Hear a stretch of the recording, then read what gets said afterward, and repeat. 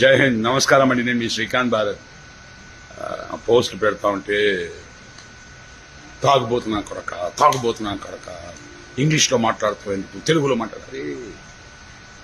కష్టపడి 4 రాళ్ళు సంపాదించి ఏదో కొంచెం పేరు తెచ్చుకొని మీ అందరు ఆడియన్స్ కోసం ప్రేమగా మేము ముందు వస్తున్నాను కదా.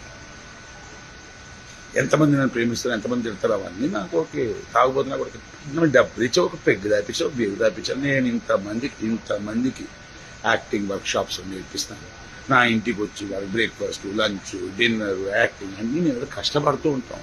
కష్టపడి సినిమాలో పనిచేసి జనాల మెప్పు పొంది సంపాదించి ఖర్చు పెట్టుకుంటున్నారా.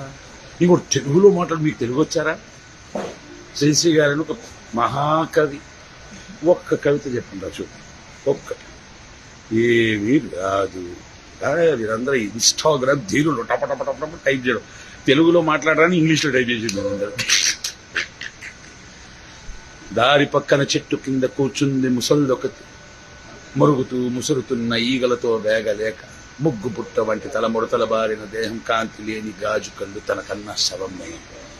ఆ అవ్వే మరణిస్తే ఆ పాపం ఎవ్వరిది అని వెళ్ళి గాలి ప్రశ్నిస్తూ వెళ్ళిపోయింది. ఆ కవి శ్రీశ్రీ. తెలుగు భాష కాదా? గుడ్ బాయ్స్, గుడ్ గర్ల్స్ అండి మీరందరూ.